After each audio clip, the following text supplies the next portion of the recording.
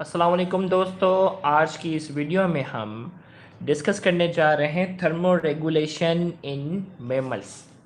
लेकिन thermo regulation in mammal के topic को स्टार्ट करने से पहले, जैसा कि हम जानते हैं कि लाइव वीडियो की नोटिफिकेशन स्टूडेंट तक पहुंचते हुए तकरीबन 2 से 3 मिनट लगते हैं। तो एज़ यूजुअल हम आपको बताते चलें कि फर्स्ट ईयर, सेकेंड ईयर और एप्टीट्यूड की तैयारी के हवाले से हमने जो है वो अपना व्हाट्सएप ग्रुप बनाया हुआ है, जिस व्हाट्सएप ग्रुप को ज्वाइन करने के लिए आप अपना नाम और अपने शहर का नाम इस नंबर पर हमें क्या कर सकते हैं, सेंड कर सकते हैं। किसी भी किस्म की एमसीक्यू डिस्कशन के हवाले से याद रहे, व्हाट्सएप पर अगर स्टूडेंट डिस्कशन शुरू करते हैं तो बहुत ज़्यादा डिस्टर्बेंस होती है। तो लिहाजा हमने वहाँ प्राइवेसी रखी हुई है कि किसी भी किस्म की डिस्कशन की वहाँ इजाज़त नहीं होती। अगर आप किसी भी किस्म के सवाल को डिस्कस करना चाहते हैं अपने कुलीग के साथ, अपने दोस्तों के साथ, अपने सीनियर्स के साथ, तो उसके लिए हमने एक फेसबुक ग्रुप बनाया हुआ है और उस फेसबुक ग्रुप का नाम है यूट्यूब चैनल सिनबॉट टीचिंग। आप फेसबुक में सर्च में लिखेंगे यूट्यूब चैनल सिनबॉट टीचिंग, लिखेंगे तो आपके सामने एक ग्रुप आएगा जिसमें ऑलरेडी 4,500 के करीब स्टूडेंट जो है वहाँ ऐड हैं, जो कि मुख्तलिफ यूनिवर्सिटी की एप्टीट्यूड की क्या करते हैं, तैयारी करते हैं। तो आप उनसे भी क्या कर सकते हैं, हेल्प ले सकते हैं। तो जिन जिन बच्चों को लाइव वीडियो की नोटिफिकेशन रिसीव हो रही है, तो बेटा अपना नाम और अपने शहर का नाम और कराची से ताल्लुक़ रखने वाले अपने अपने एरिया जो है वो कमेंट में लाजमी लिखें। तो इस वक्त जुलेखा हमें लारकाना से जो है वो बड़ा रास्त देख रही हैं। इसके अलावा जिन जिन बच्चों को नोटिफिकेशन मिलती जाए, कराची वाले, और वीडियो को लाइक भी क्लिक कर दो यार, बोलना नहीं पड़े, लाइक के बटन को ये जो है वो आप क्लिक कर दें। और साथ ही साथ जिन जिन बच्चों को नोटिफिकेशन मिल रही है, तो फ़रा नकवी इस वक्त गुलशन इकबाल से, उमेमा कराची से और मुस्तफ़ा अमीन खारदर से जो है वो हमें इस वक्त लाइव देख रहे हैं। मौसिन महर गुलिस्तान जौहर से इस वक्त जो है वो लाइव हमें सुन रहे हैं। इसी तरीके से जिन जिन बच्चों को बेटा नोटिफिकेशन मिल जाए जल्दी से शाबाश कमेंट में अपने अपने एरिया करेंगे। अलीसा नॉर्थ कराची से और उज़ैर सिद्दीकी कराची डिफेंस फेस 2 से इस वक्त जो है वो हमें लाइव देख रहे हैं। तो आइए हम जो है वो बाकायदा जो है वो स्टार्ट कर देते हैं। तो आज हमें जो है वो थर्मो रेगुलेशन इन मेमल से पहले हमें जो है वो पहले हमें डिस्कस करना पड़ेगा types of living organism on the basis of thermo regulation. यहाँ हम डिस्कस करने जा रहे हैं लिविंग ऑर्गेनिज्म, यानी अगर हम एनिमल्स की अगर हम बात कर रहे हैं थर्मो रेगुलेशन के एतबार से लिविंग ऑर्गेनिज्म की हम क्लासिफिकेशन को डिस्कस करने जा रहे हैं। तो हमारे पास दो क्लासिफिकेशन है, एक कहलाती है ओल्ड क्लासिफिकेशन और एक कहलाती है न्यू क्लासिफिकेशन। ओल्ड क्लासिफिकेशन की अगर हम बात करते हैं तो ओल्ड क्लासिफिकेशन क्या है, according to old classification. Old classification का मतलब पहले जमाने की जो पुरानी क्लासिफिकेशन है उसकी हम बात करेंगे।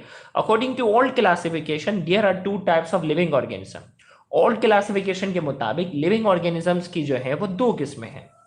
एक हमारे पास जो है on the basis of thermo regulation की ओल्ड क्लासिफिकेशन, एक वेराइटी कहलाती थी वार्म ब्लडेड एनिमल्स और एक कहलाती है कोल्ड ब्लडेड एनिमल्स। ये पुरानी क्लासिफिकेशन है। वार्म ब्लडेड एनिमल्स की डेफिनेशन क्या बनती है, the living organisms which maintain their body temperature and their body temperature is not changing with respect to the external environment are called warm blooded animals। ऐसे जानदार जो अपनी body के temperature को क्या रखते हैं, मेंटेन रखते हैं। जैसे अगर मैं इंसानों की बात करता हूं, आप में से इस वक्त जो लाइव सुनने वाले हैं जल्दी से मुझे जवाब दीजिएगा, ह्यूमन बॉडी, इंसान का नॉर्मल बॉडी टेम्परेचर कितना है, शाबाश कमेंट में बताइएगा। इंसान का नॉर्मल बॉडी टेम्परेचर इस वक्त लाइव सुनने वाले बच्चों में से जिनको मालूम है तो कमेंट में लिखकर बताएं, शाबाश। इंसान का नॉर्मल बॉडी टेम्परेचर कितना है? तो मरियम वहीद ने आंसर दिया है 37 डिग्री सेंटीग्रेड। फरा नकवी ने कहा है 37, बिल्कुल करेक्ट है। इंसान का नॉर्मल बॉडी टेम्परेचर जो है वो 37 डिग्री सेंटीग्रेड है, या फ़ारेनहाइट में 98 फ़ारेनहाइट। अब मैं अगर आपसे पूछूं सर्दी में इंसान का नॉर्मल बॉडी टेम्परेचर कितना होता है, जल्दी से बताओ। आपने बताया ना 37 डिग्री सेंटीग्रेड जो है इंसान का नॉर्मल बॉडी टेम्परेचर है। अगर मैं आपसे पूछूं कि सर्दी के अंदर इंसान का नॉर्मल बॉडी टेम्परेचर कितना है, जल्दी से बताओ। सर्दी के अंदर इंसान का नॉर्मल बॉडी टेम्परेचर कितना होगा? तो मरियम वहीद ने सबसे पहले करेक्ट आंसर दिया है सेम। भाई सर्दी के अंदर भी नॉर्मल बॉडी टेम्परेचर 37 होगा और गर्मी के अंदर भी 37 होगा, बिकॉज हम वार्म ब्लडेड है।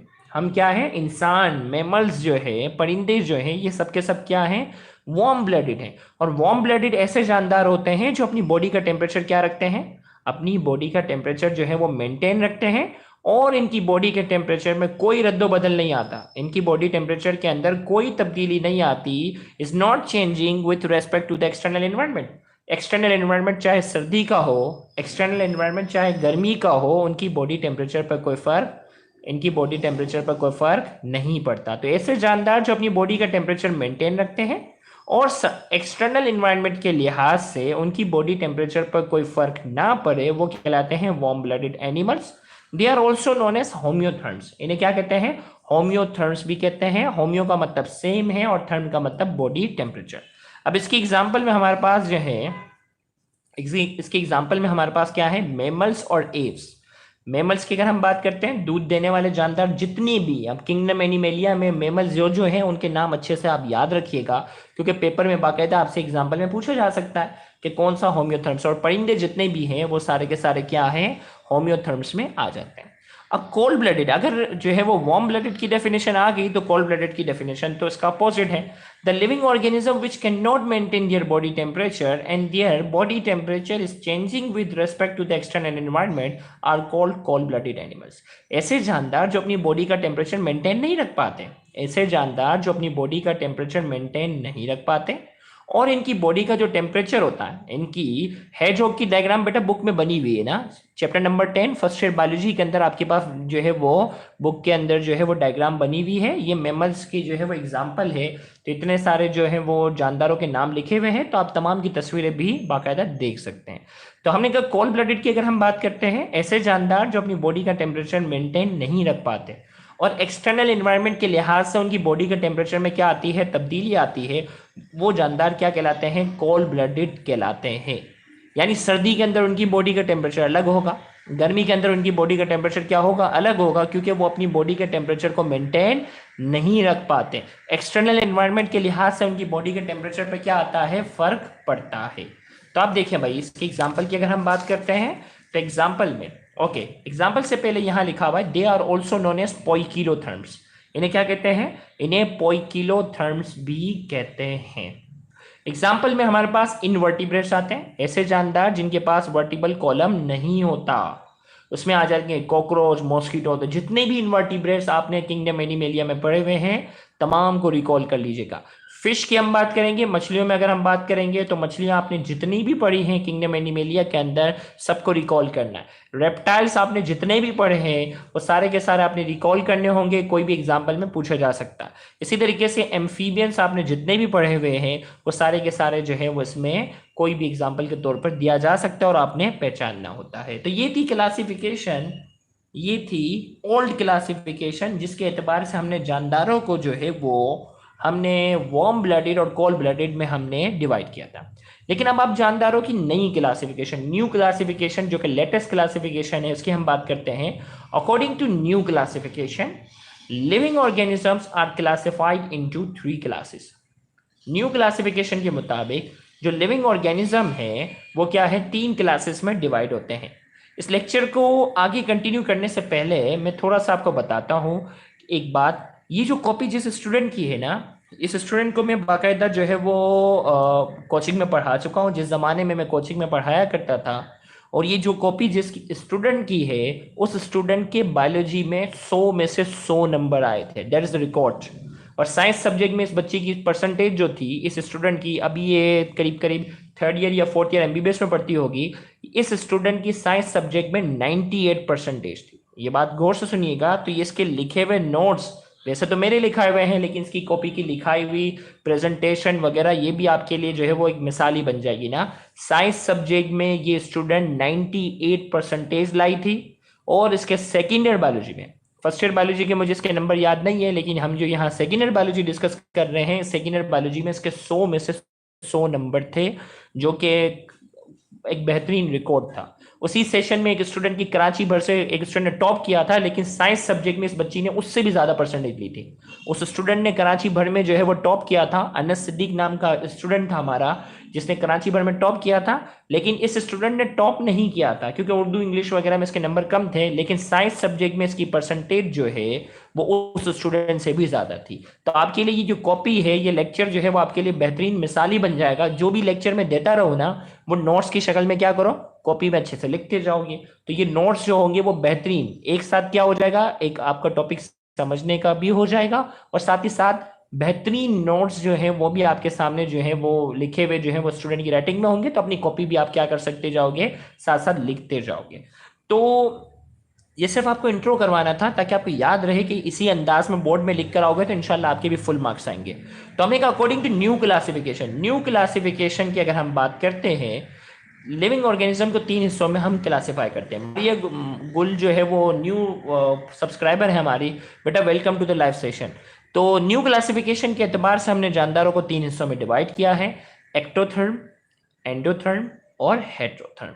ये 3 हिस्सों में हमने जो है वो क्या किया हुआ है, इसे डिवाइड किया हुआ है। तो सबसे पहले हमारे पास कहलाते हैं एक्टोथर्म। एक्टोथर्म की अगर हम बात करते हैं, those organism in which less amount of heat energy produce during the metabolism so they absorb heat energy from the external environment. ऐसे जानदार जिनके मेटाबॉलिज्म के दौरान जो हीट एनर्जी होती है वो बहुत कम प्रोड्यूस होती है, और हीट एनर्जी जो है वो बहुत कम प्रोड्यूस होती है, लिहाजा वो अपनी बॉडी का टेम्परेचर मेंटेन करने के लिए, एक्सटर्नल एनवायरनमेंट से अपनी बॉडी का टेम्परेचर मेंटेन करने के लिए एक्सटर्नल एनवायरनमेंट, बाहर के माहौल से क्या करते हैं, हीट एनर्जी एब्जॉर्ब करते हैं, वो कहलाते हैं एक्टोथर्म। एक्टो का मतलब बाहर, थर्म का मतलब टेम्परेचर। तो ऐसे जानदार जिनके मेटाबॉलिज्म के दौरान, मेटाबॉलिज्म हमारे पास क्या है, the chemical reaction which take place in the living body. Metabolism की अगर डेफिनेशन आ जाए ना, तो वो केमिकल रिएक्शन जो जानदार के जिस्म के अंदर होते हैं, जानदार के जिस्म के अंदर जो भी केमिकल रिएक्शन होते हैं उसे हम क्या कहते हैं, मेटाबॉलिज्म। अब मेटाबॉलिज्म की 2 किस्में हो गई, एक कहलाता है कैटाबॉलिज्म और दूसरा कहलाता है एनाबॉलिज्म। कैटाबॉलिज्म वो रिएक्शन होते हैं जिस दौरान क्या होती है, जिस दौरान एनर्जी रिलीज होती है। एनाबॉलिज्म वो केमिकल रिएक्शन होते हैं जिस दौरान कोई ना कोई बॉडी स्ट्रक्चर बनता है। देखो अब आपने एक्स्ट्रा बात पूछी तो मैं आपको एक्स्ट्रा नॉलेज भी दे रहा हूं भाई। मेटाबॉलिज्म वो है भाई जिस जानदार के जिस्म में जो भी केमिकल रिएक्शन होते हैं ना, उसे कहते हैं मेटाबॉलिज्म। अब मेटाबॉलिज्म 2 हिस्सों में, कैटाबॉलिज्म वो है जिसमें वो रिएक्शन जिसमें एनर्जी प्रोड्यूस हो, और एनाबॉलिज्म वो होता है जिसमें कोई ना कोई बॉडी स्ट्रक्चर क्या होता है, बनता है, जिसे हम कंस्ट्रक्टिव भी कह सकते हैं। ओके, तो हमने कहा कि ऐसे जानदार जिनकी केमिकल जिस्म के अंदर जो केमिकल रिएक्शन है ना, जिनके जिस्म के अंदर जो केमिकल रिएक्शन है उस दौरान हीट एनर्जी जो होती है वो कम प्रोड्यूस होती है, लिहाजा वो हीट एनर्जी क्या करते हैं, एक्सटर्नल इन्वायरमेंट से क्या करते हैं, हासिल करते हैं, उन्हें कहते हैं एक्टोथर्म्स। अब एक्टोथर्म्स के अंदर वो सारी एग्जांपल आ गई, एक्टोथर्म्स के अंदर वो सारी एग्जांपल आ गई जो आपने किसमें लिखी थी, कोल्ड ब्लडेड में। एक्टोथर्म के अंदर आपके पास वो सारी एग्जांपल आ जाती हैं जो किसके अंदर थी, कोल्ड ब्लडेड के अंदर थी, वो सारी एग्जांपल आ गई। इसी तरीके से एंडोथर्म की हम बात करते हैं, those organism in which more amount of heat energy is produce during the metabolism. उनके जिस्म के अंदर जो केमिकल रिएक्शन होते हैं ना, उसमें हीट एनर्जी जो होती है वो ज्यादा प्रोड्यूस होती है, उसमें हीट एनर्जी जो होती है वो क्या प्रोड्यूस होती है, ज्यादा प्रोड्यूस होती है। So they do not absorb heat energy from the external environment. वो एक्सटर्नल एनवायरनमेंट से हीट एनर्जी जो है वो एक्सटर्नल एनवायरनमेंट से हीट एनर्जी एब्जॉर्ब नहीं करते। अब देखो ना, एक्टोथर्म में हमने कहा था ना, एक्सटर्नल एनवायरनमेंट से हीट एनर्जी क्या करते हैं, एब्जॉर्ब करनी होती है। जैसा आपने फ्रॉग के बारे में सुना होगा, मेंढक जो होता है, फ्रॉग जो होता है, वो क्या करता है, हाइबरनेशन आपने पढ़ा होगा। जब भी सर्दी और गर्मी का मौसम आता है वो हाइबरनेशन और एस्टिवेशन करता है। हाइबरनेशन और एस्टिवेशन क्या करता है, जिसके नतीजे में क्या होता है, वो कीचड़ में चला जाता है, क्योंकि वो एक्सट्रीम ऑफ टेम्परेचर को बर्दाश्त नहीं कर सकते। एम्फीबियन और ये जितने भी जानदार थे ना एक्टोथर्म वाले, ये एक्सट्रीम ऑफ टेम्परेचर को बर्दाश्त नहीं कर सकते। ज्यादा सर्दी भी इनसे बर्दाश्त नहीं होगी, ज्यादा गर्मी भी जो है वो इनसे बर्दाश्त नहीं हो पाती, क्योंकि मेटाबॉलिज्म जो है, केमिकल रिएक्शन के दौरान जो हीट एनर्जी होती है वो इनके में कम प्रोड्यूस होती है। जबकि एंडोथर्म वाले जो जानदार हैं उनके अंदर हीट एनर्जी जो है वो ज्यादा प्रोड्यूस होती है, लिहाजा एक्सटर्नल इन्वायरमेंट से हीट एनर्जी एब्जॉर्ब करने की जरूरत नहीं पड़ती। तो हमने कहा those organism in which more amount of heat energy produce during the metabolism so they do not absorb heat energy from the external environment are called endotherm। ऐसे जानदार जिनके केमिकल रिएक्शन के दौरान, जिनके जिस्म के केमिकल रिएक्शन के दौरान हीट एनर्जी है वो ज्यादा प्रोड्यूस होती है, लिहाजा एक्सटर्नल एनवायरनमेंट से, बाहरी एनवायरनमेंट से उनको हीट एनर्जी एब्जॉर्ब नहीं करनी पड़ती, वो क्या कहलाते हैं, एंडोथर्म्स कहलाते हैं। अब एंडोथर्म के अंदर वही एग्जांपल आ गई, एंडोथर्म के अंदर वही एग्जांपल आ गई है जो आपने वार्म ब्लडेड में पढ़ी थी, जैसे कि मेमल्स और जैसे कि एव्स। बिल्कुल यार मुर्तजा, तुम्हें कोई शक है मेमल्स होने पे? बिल्कुल, human being are endotherm, of course mammals में आते हैं ना। और मेमल्स में अगर ह्यूमन अगर आते हैं तो मेमल्स जितने भी हैं सारे, भाई मेमल्स वो होते हैं जिनके पास मेमोरी ग्लैंड होता है, जो अपने नए बच्चों को क्या करते हैं, दूध पिलाते हैं। तो इंसान भी क्या करता है, दूध पिलाता है ना। तो मेमल्स का नाम सुन के ही आपको आइडिया हो जाना चाहिए कि इंसान जो है वो एंडोथर्म की कैटेगरी में आएगा। जबकि इसमें तीसरी न्यू क्लासिफिकेशन की अगर हम बात करते हैं तो इसमें जो है वो तीसरी क्लासिफिकेशन भी आ जाती है, heterotherm. Those organism in which variable amount of heat energy is produce during the metabolism are known as heterotherms. ऐसे जानदार जिनके केमिकल रिएक्शन के दौरान, जिनके जिस्म के अंदर केमिकल रिएक्शन के दौरान जो है वो हीट एनर्जी जो होती है वो वेरिएबल अमाउंट में प्रोड्यूस होती है। कभी वो चाहें तो ज़्यादा हीट एनर्जी प्रोड्यूस कर सकते हैं और कभी वो चाहें तो हीट एनर्जी क्या कर सकते हैं, कम प्रोड्यूस कर सकते हैं। तो ये तीसरी कैटेगरी के अंदर दो जानदार आते हैं, हमिंग बर्ड और बैट। बैट के चमगादड़ की बात करते हैं जो कि मेमल्स हैं। और हमिंग बर्ड के बारे में याद रखना, chapter number 10 first year biology में, it is the smallest bird. सबसे अल्लाह ताला ने जितने भी परिंदे पैदा किए, अल्लाह ताला ने जितने भी परिंदे पैदा किए हैं, सबसे छोटा परिंदा जो है वो हमिंग बर्ड है। ये अच्छे से याद रखना एमसीक्यू के तौर पर। और ये हमिंग बर्ड जो है वो किसके एग्जाम्पल में आ जाता है, हेट्रोथर्म से। बाकी सारे परिंदे किस में आ जाते हैं, बाकी सारे परिंदे एंडोथर्म में आते हैं। हमिंग बर्ड जो है वो किस कैटेगरी में आ जाता है, हेट्रोथर्म में। बाकी सारे मेमल्स जो होते हैं वो एंडोथर्म में आ जाता है। बाकी सारे बर्ड्स जो हैं, सारे मेमल्स जो है वो एंडोथर्म में आ जाते हैं, जबकि बैट चमगादड़ जो है वो मेमल है और वो किस कैटेगरी में आ जाता है, हेट्रोथर्म्स के अंदर। अब हम स्टार्ट करने जा रहे हैं लॉन्ग सवाल। देखो भाई यहाँ तो ये क्लासिफिकेशन हो गई ना। अब हम स्टार्ट करने जा रहे हैं जो बोर्ड के लिहाज से बड़ा इंपॉर्टेंट सवाल होता है, और वो है थर्मो रेगुलेशन इन मेमल्स। और ब्रैकेट में क्या लिख दिया है मैंने, मेन, आदमी। औरतों का यहाँ हम जिक्र नहीं करेंगे भाई, मेन लिखा हुआ है simple, thermo regulation in main. तो यहाँ मेन का मतलब क्या है, वुमेन क्यों नहीं भाई? जैसे अगर हम पढ़ते हैं ना, respiratory system of main, digestive system of main, circulatory system of main, हमेशा मेन के बारे में क्यों पढ़ा जाता है, फीमेल के बारे में क्यों नहीं, वुमेन क्यों नहीं लिखा हुआ होता? कोई मुझे जवाब देगा लाइव सेशन में? हमेशा मेन ही क्यों लिखा हुआ होता है, वुमेन क्यों नहीं लिखा हुआ होता? जल्दी, थर्मो रेगुलेशन मेमल्स ब्रैकेट में मेन। आप अब तक फर्स्ट ईयर में पढ़ के आए ना, digestive system of main, respiratory system of main, women क्यों नहीं लिखा हुआ होता? तो यहाँ मेन जो है वो इंसान के लिए वर्ड यूज हो रहा है, ये जेंडर के लिए यूज नहीं हो रहा, मेन वुमेन इसके लिए नहीं हो रहा। यहाँ मेन का मतलब जो है ये ह्यूमन बीइंग के लिए इस्तेमाल हो रहा है। आदम की औलाद, मेन का मतलब होता है आदमी, और आदमी का मतलब क्या है, आदम की औलाद। और आदम की औलाद के अंदर मेन और फीमेल दोनों आ जाते हैं। तो यहाँ मेन जो है वो इंसान के लिए यूज हो रहा है, तो इसमें परेशान मत होइएगा। तो थर्मो रेगुलेशन इन मेमल्स की हम बात करते हैं, लॉन्ग सवाल है, पेपर में कई बार आता है। तो अच्छे से इसके नोट्स को भी आप देखते जाओगे और इसी के नोट्स को फॉलो करते हुए हम आगे बढ़ेंगे। तो सबसे पहले मैंने यहाँ इंट्रोडक्शन की बात की। Mammals maintain the body temperature within the range of 36 to 38 degrees centigrade. They have behavior as well as physiological means of thermogenesis. Mammals जो होते हैं ना, वो अपनी बॉडी का जो टेम्परेचर है, जिसमें इंसान भी आ जाते हैं, वो अपनी बॉडी का टेम्परेचर 36 डिग्री सेंटीग्रेड से लेकर 38 डिग्री सेंटीग्रेड तक क्या करते हैं, अपनी बॉडी का टेम्परेचर जो है वो मेंटेन रखते हैं। और अपनी बॉडी का टेम्परेचर मेंटेन करने के लिए इनके पास इनकी फिजियोलॉजी का मतलब है कि उनकी बॉडी के फंक्शन में, उनकी बॉडी के फंक्शन में भी तब्दीली आती है। और बिहेवियरल का मतलब है उनके बर्ताव के अंदर भी क्या आ जाती है, तब्दीली आ जाती है। तो उनकी बॉडी का जो टेम्परेचर है वो 36 से लेकर 38 डिग्री सेंटीग्रेड के दरमियान है, और वो अपनी बॉडी का टेम्परेचर मेंटेन करने के लिए उनके बर्ताव के अंदर भी तब्दीली आती है, और साथ ही साथ जो है उनकी बॉडी के फंक्शन में भी, नॉर्मल फिजियोलॉजी में भी क्या आ जाती है, तब्दीली आती है। अब वो क्या तब्दीली आती है, सबसे पहले हम सर्दी की बात करते हैं कि सर्दी के अंदर क्या क्या तब्दीली आती हैं, और फिर हम बात करेंगे गर्मी की, बात करेंगे कि गर्मी के अंदर क्या क्या तब्दीलियां आती है। तो सबसे पहले मैंने यहाँ लिखा थर्मो रेगुलेशन इन कोल्ड, सर्दी के अंदर क्या तब्दीली आती है। सबसे पहले है बिहेवियर थर्मोजेनेसिस। बिहेवियर का मतलब है बर्ताव के अंदर क्या तब्दीली आएगी। तो सबसे पहले जो बर्ताव आता है वो क्या है, number 1 changing the location from cold places to hot place. जानदार जो होते हैं वो अपनी लोकेशन चेंज कर देते हैं, बहुत ज़्यादा ठंडी जगहों से वो हिजरत कर जाते हैं गर्म जगहों की तरफ। स्पेशली परिंदे, परिंदे होते हैं ना, स्पेशली बर्फानी जगहों पर जहाँ बर्फबारी होती है साल के कुछ अरसे में, तो वो क्या करते हैं, ग्रुप की शक्ल में एक जगह से दूसरी जगह बड़े पैमाने पर क्या होते हैं, ग्रुप की शक्ल में एक जगह से दूसरी जगह पर क्या होते हैं, बड़े पैमाने पर जो है वो अपना मुल्क क्या करते हैं, चेंज करते हैं।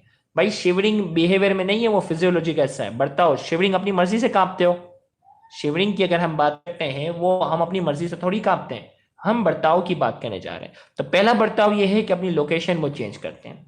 दूसरा क्या है, huddling of animals with each other. Huddling क्या है, जानदार जो होते हैं ना, देखो भाई ये तो परिंदों के बारे में आ गया ना कि भाई बर्फबारी हो गई, ज्यादा सर्दी लगी, तो परिंदे ग्रुप की शक्ल में जो है वो एक मुल्क से दूसरे मुल्क चले गए, लोकेशन चेंज कर दी।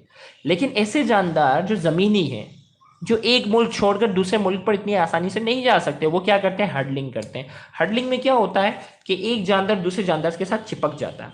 हडलिंग के अंदर क्या होता है, एक जानदार दूसरे जानदार के साथ क्या हो जाता है, मजबूती से चिपक जाता है, और एक जानदार अपने जिस्म की गर्माइश दूसरे को देता है। इसे कैसे, दूसरा तीसरे के साथ, तीसरा चौथे के साथ, ऐसे करके बहुत सारे जानदार जो होते हैं वो आपस में क्या हो जाते हैं, अटैच हो जाते हैं और एक दूसरे को क्या करते हैं, गर्माइश प्रोवाइड करते हैं। और इसे हम कहते हैं हडलिंग। तो हडलिंग में आप में से किसी ने चूजे पाले, आप में से किसी ने मुर्गी के बच्चे जिसे कहते हैं ना चूजे पाले हो, और अगर आपने कभी उन्हें सर्दी में देखा हो तो आपने देखा होगा एक चूजा दूसरे चूजे के ऊपर जो है वो चिपका हुआ होता है, दूसरा तीसरे के ऊपर, ऐसे करके 3 से 4 जो है वो क्या होते हैं, हडलिंग करते हैं। तो किसी ने पाला है, सना ने जो है वो लिखा है यस। आप में से अगर किसी ने चूजे पाले हुए होंगे, उनकी ऑब्जर्वेशन होगी कि ये क्या करते हैं, एक दूसरे के साथ क्या हो जाते हैं, सर्दी के मौसम में जो है वो बिल्कुल चिपक जाते हैं जब भी उनको सर्दी होती है। तो इस मैकेनिज्म को हम कहते हैं हडलिंग। इसी तरीके से अगर इंसानों की अगर हम बात करते हैं तो इंसान क्या करते हैं, wearing of warm cloth in main. इंसानों की अगर हम बात करते हैं तो आपको मालूम होगा समर कलेक्शन अलग होती है, विंटर कलेक्शन जो होती है वो कपड़ों की क्या होती है, अलग होती है। गर्मी के कपड़े अलग होते हैं और सर्दी के क्या होते हैं, अलग अलग होते हैं। तो ये 3 बर्ताव हैं जो कि हमने जानदारों में देखे हैं। बिहेवियर, बर्ताव में तब्दीली आती है सर्दी में। इसी तरीके से फिजियोलॉजी की हम बात करते हैं। अब फिजियोलॉजी की अगर हम बात करते हैं तो इसे हमने 2 कैटेगरी में डिवाइड किया। एक कहलाता है नॉन शिवरिंग, देखो इसकी सब हेडिंग ये आएगी ना, इससे पेंसिल से लिखा, आप मार्कर से लिखिएगा। फिजियोलॉजिकल थर्मोजेनेसिस, उसमें साइड पर आपने लिखना है non shivering thermogenesis. Physiological thermogenesis है ना, उसमें आपने साइड पे लिखा है नॉन शिवरिंग थर्मोजेनेसिस। फंक्शन में क्या तब्दीली आएगी, उस तब्दीली के दौरान कपकपी नहीं होगी। शिवरिंग का मतलब होता है कांपना, तो ये कपकपी नहीं होगी। तो सबसे पहले क्या है, erection of hairs.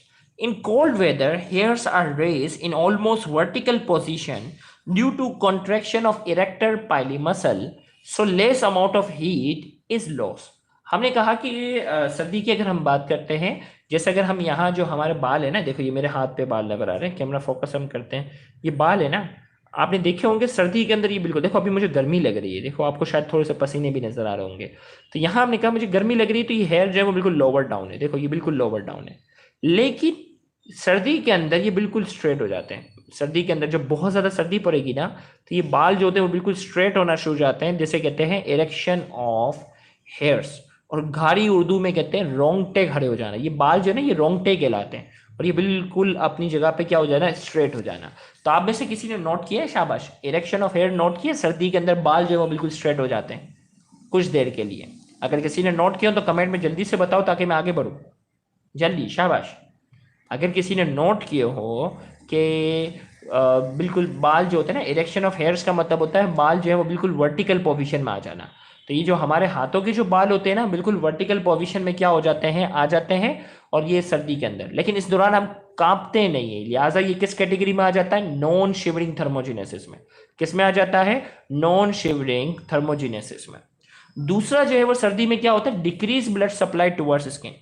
In cold weather vasoconstriction take place. Vasoconstriction का मतलब होता है, वेजो कंस्ट्रिक्शन का मतलब होता है ब्लड वेसल का सुकर जाना। वेजो कंस्ट्रिक्शन का मतलब होता है ब्लड वेसल का क्या हो जाना, सुकर जाना, उसके ल्यूमेन का छोटा हो जाना। So blood supply towards skin is decrease, so less amount of heat energy is lost from the body. हमने कहा कि सर्दी के अंदर क्या होती है, वेजो कंस्ट्रिक्शन हो जाती है, स्किन की जो ब्लड वेसल होती है ना वो सिकुड़ना शुरू हो जाती है, लिहाजा स्किन की जो ब्लड सप्लाई होती है वो कम हो जाती है, और स्किन की जब ब्लड सप्लाई जो है वो कम हो जाती है तो जिस्म से हीट एनर्जी जो होती है वो कम लॉस होती है।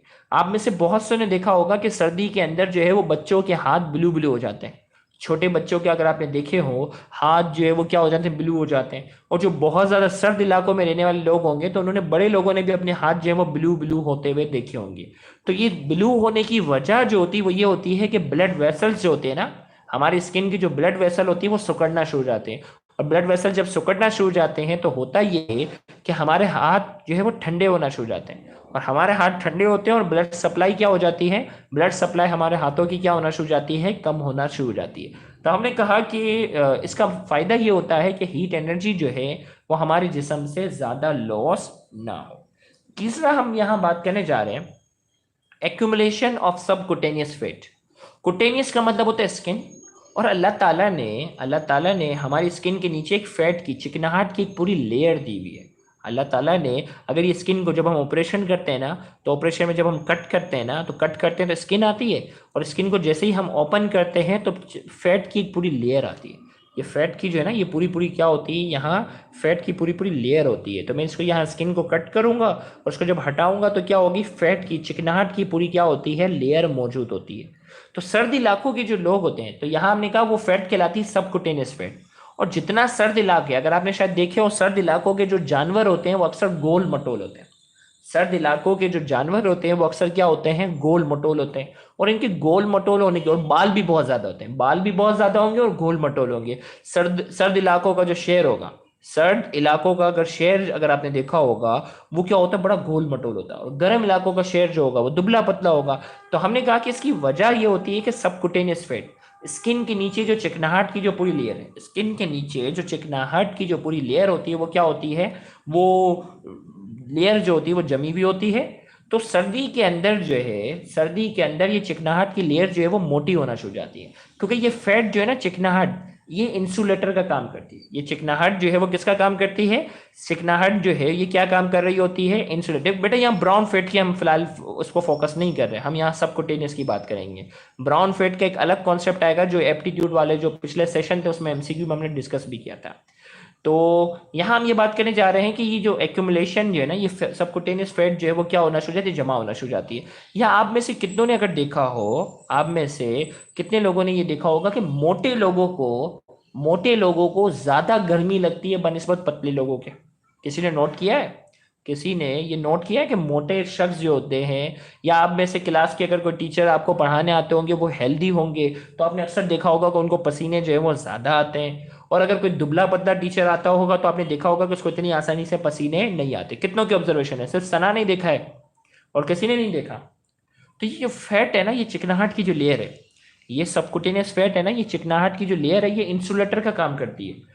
तो अक्सर मोटे लोगों को, एक बात जहन में रखिएगा, मोटे लोगों को ज्यादा गर्मी लगती है बनिस्बत पतले लोगों के।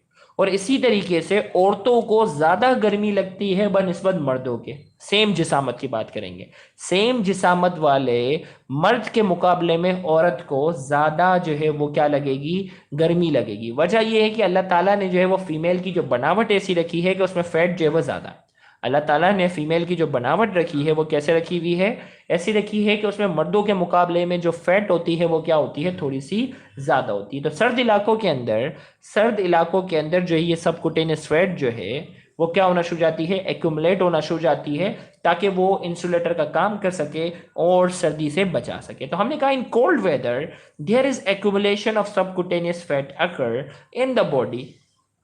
This is particularly important for aquatic mammals like whale.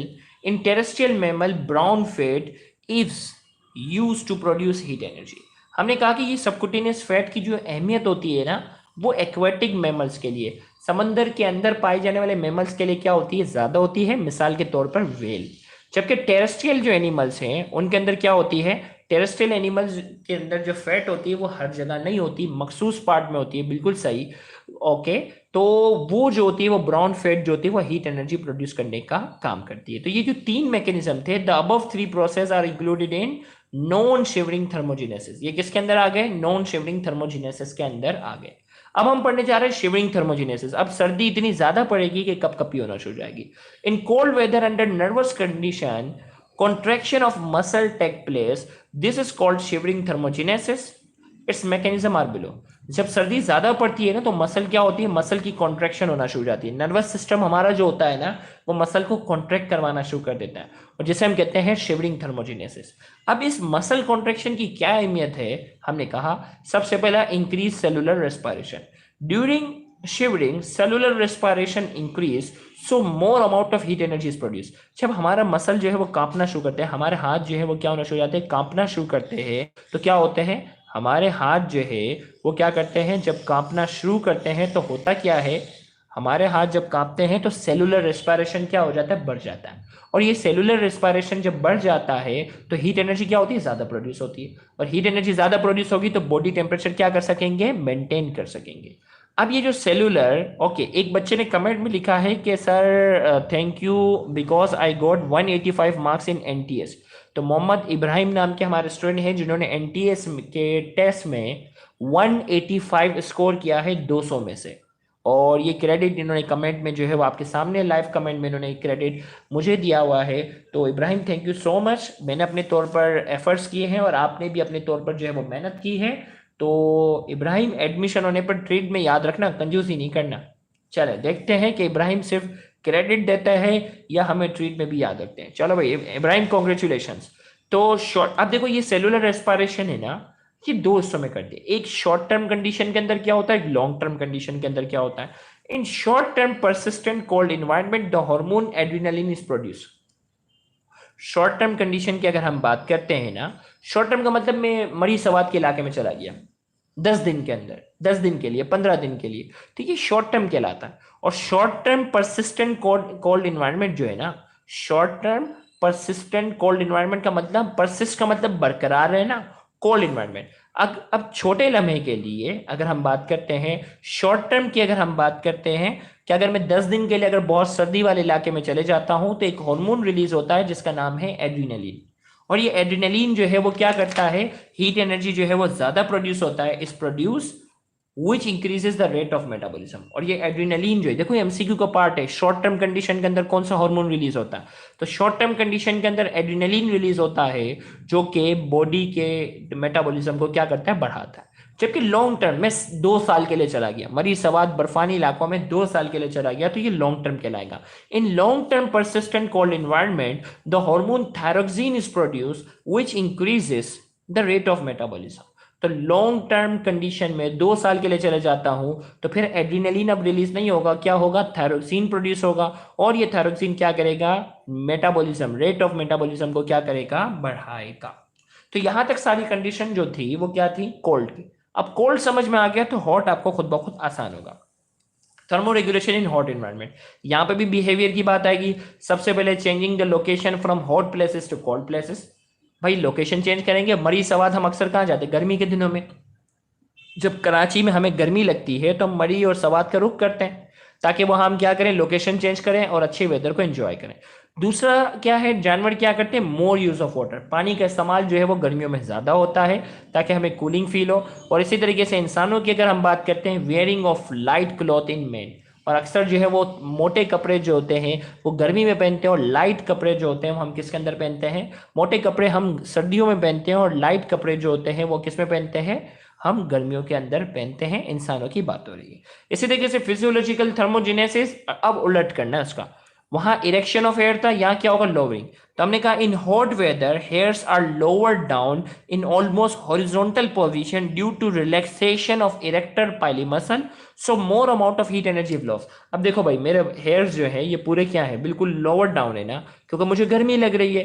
तो ये इरेक्टर पाइली मसल यहाँ जो बालों के नीचे है ये क्या है, रिलैक्स है। और इसके रिलैक्स होने की वजह से बाल जो है वो बिल्कुल क्या है, हॉरिजॉन्टल पोजीशन में है, ताकि जिस्म से हीट एनर्जी जो है वो ज्यादा से ज्यादा लॉस हो।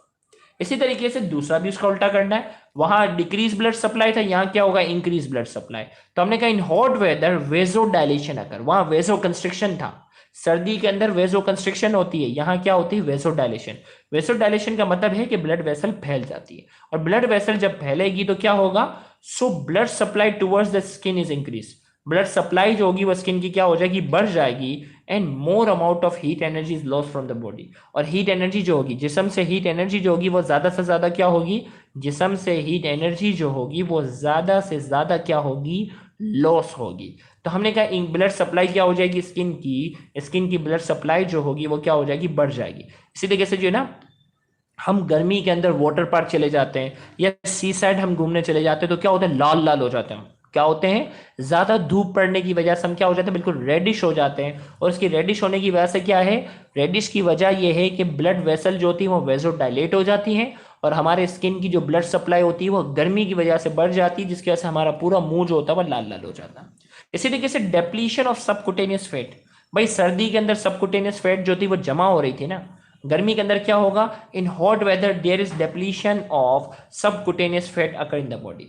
जैसे आपने सुना होगा एक बेल्ट होता है पेट पे बांधने का, और उसका मैकेनिज्म जो है वो एडवर्टाइजमेंट में अक्सर बताता है कि ये गर्मी से चर्बी को क्या करेगा, आपके पेट के इतराफ में जो चर्बी है ना, जिन लोगों का पेट बाहर निकला हुआ है, अक्सर उन्होंने देखा होगा कि टीवी पे एडवर्टाइजमेंट आती है, और एडवर्टाइजमेंट में कहते हैं कि ये फला सोना बेल्ट करके या वट एवर जो भी नाम देते हैं, वो बेल्ट आप पेट पे बांधोगे, और पेट पे बांधोगे तो आपके जो पेट के इतराफ में एब्डोमेन के अराउंड जो चर्बी है, ये फैट जो है कम हो जाएगी, और आपका पेट जो होगा वो अंदर हो जाएगा, आपकी कमर पतली हो जाएगी। तो उसका मैकेनिज्म यही है कि भाई गर्मी के अंदर सबकुटेनियस फैट जो होती है वो डिप्लीट होती है, तो वो बेल्ट जो होता है वो बांधने से क्या होता है कि पेट के इतराफ की जो चर्बी होती है वो क्या होना शुरू हो जाती है, गर्माइश की वजह से आहिस्ता आहिस्ता डिप्लीट हो रही होती है, कम हो रही होती है, लिहाजा हमारा पेट जो होता है वो अंदर की तरफ जाता है। इसी तरीके से स्वेटिंग, गर्मी के अंदर एक चीज क्या होती है, in hot weather sweating take place from sweat gland, as a result evaporation take place which decreases the body temperature. गर्मियों के अंदर क्या होता है, स्वेटिंग होती है, पसीने आते हैं,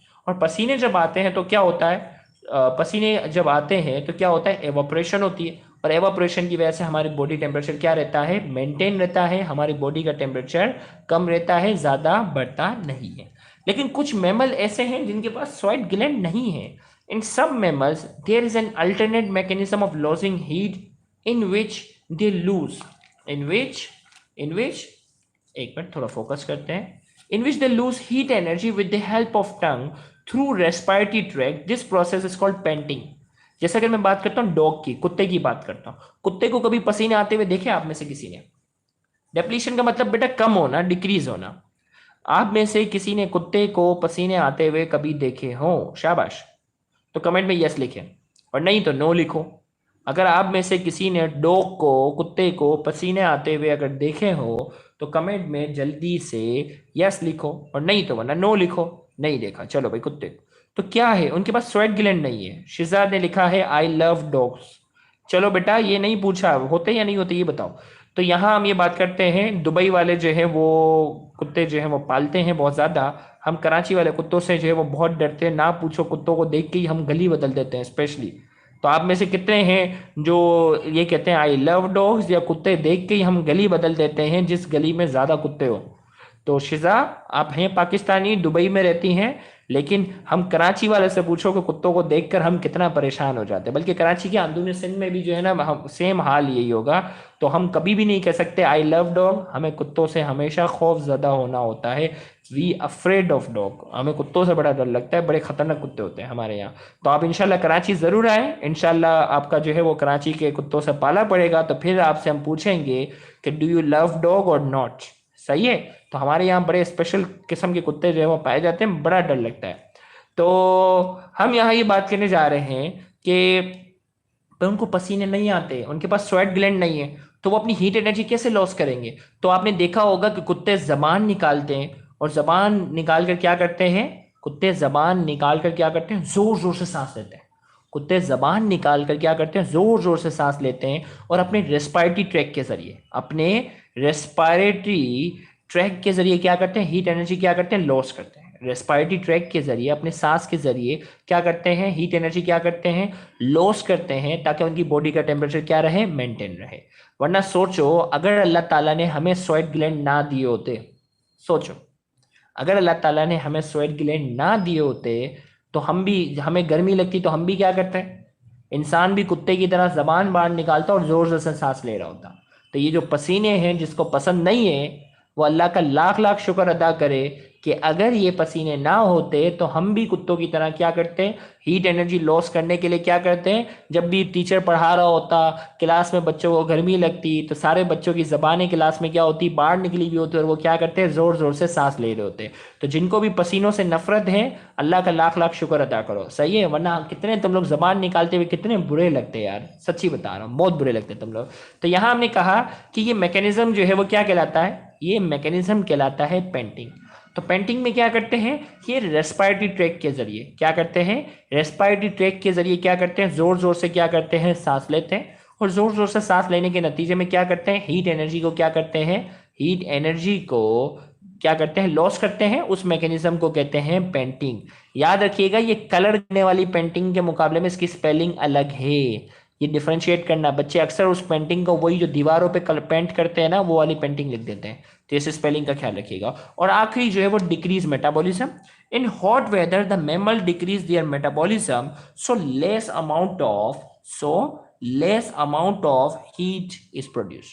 तो यहां हमने कहा कि वो क्या करते हैं, मेटाबॉलिज्म को कम करते हैं। सर्दियों में बढ़ा रहे थे ना, शॉर्ट टर्म के अंदर क्या था, एड्रीनलिन, लॉन्ग टर्म के अंदर क्या था, थायरोक्सिन, वो अपने मेटाबॉलिज्म को बढ़ा रहे थे, जबकि गर्मियों के अंदर क्या कर देंगे, कम कर देंगे। तो यहाँ हमारा आज का लाइव सेशन जो है वो अपनी जगह हम एंडिंग करते हैं, और कल ठीक 8:30 बजे, याद रखिएगा हमारी पूरी कोशिश है, अनलेस के हॉस्पिटल में इमरजेंसी ड्यूटी ना हो, हम रोज 8:30 बजे लाइव आएंगे। तो आप अपने तमाम दोस्तों को, कॉलेज के, कोचिंग के तमाम दोस्तों को बता दें कि ठीक 8:30 बजे जो है वो रोजाना जो है वो तकरीबन 30 से 40 मिनट का जो है वो बायोलॉजी पर लेक्चर हुआ करेगा। तो आज का लाइव सेशन जो है वो कैसा रहा, मुझे जल्दी से कमेंट में आप अपना फीडबैक दें, ताकि मैं अपना लाइव सेशन वो करूं। शिजा आप लेट आई हो बेटा, कि कब से चल रहा था? नहीं बेटा, नमाज अब जल्दी हो गई है, क्या हो गया यार, नमाज पढ़ के ही मैंने लेक्चर शुरू किया है, सही है भाई। तो नमाज का टाइम 8:15 है, 8:15 नमाज पढ़ के ठीक जो है वो इंशाल्लाह पूरा सिलेबस हम कवर करने की कोशिश करेंगे। जैसे फर्स्ट ईयर फिजिक्स एप्टीट्यूड का हमने कितना जल्दी कवर किया था, इंशाल्लाह हम कोशिश करेंगे कि 1.5 से 2 महीनों के अंदर सेकेंड ईयर बायोलॉजी का पूरा कोर्स कवर कर दें। 1.5 से 2 महीनों के अंदर हम पूरी कोशिश करेंगे कि सेकेंड ईयर बायोलॉजी का पूरा कोर्स हम कवर करेंगे, और बेहतरीन नोट्स के साथ। याद रखिएगा, ये बेहतरीन नोट्स हैं जिसमें स्टूडेंट के फुल मार्क्स है। तो ये thermo regulation in mammal, cold और हॉट जो है ना, ये अपने लेक्चर लेने के साथ साथ अपनी कॉपी में लिख भी लो, और सेम जिस अंदाज से इसने हेडिंग लगाई है, सेम इस अंदाज से वर्ड टू वर्ड अगर आप लिख कर आओगे, तो इंशाल्लाह मुझे पूरी उम्मीद है कि आपके बोर्ड में क्या आएंगे, फुल मार्क्स आएंगे। तो आज के इस लाइव सेशन को हम एंड करते हैं। थैंक यू वेरी मच, अल्लाह हाफिज। अपने तमाम दोस्तों को कल बता देना, देखो आज 28 व्यूवर है ना, अपने तमाम दोस्तों को कल बता देना ठीक 8:30 बजे आप जो है वो लाइव हो जाइएगा। इंशाल्लाह कल हम अगला टॉपिक बाकायदा जो है वो हम स्टार्ट करेंगे, और अगला टॉपिक हम इसमें फंक्शंस ऑफ लीवर को हम जो है वो काफ़ी डिटेल में डिस्कस करेंगे, और कल हम रेड स्पॉट के कुछ एमसीक्यू को भी करेंगे, क्योंकि अभी ये चैप्टर स्टार्ट हुआ था ना, अब ये चैप्टर स्टार्ट हुआ था तो हमारी बेसिक नॉलेज कम थी, क्योंकि अभी आपको इतनी चीज़ें डिलीवर ही नहीं की। लेकिन अब आहिस्ता आहिस्ता क्या होगा, फंक्शन ऑफ लीवर पढ़ने के साथ साथ हम क्या करेंगे, रेड स्पॉट को भी हम वो करेंगे डिस्कस। तो कल ठीक 8:30 बजे जो है वो लाइव आप आ जाइएगा। Thank you very much, Allah Hafiz.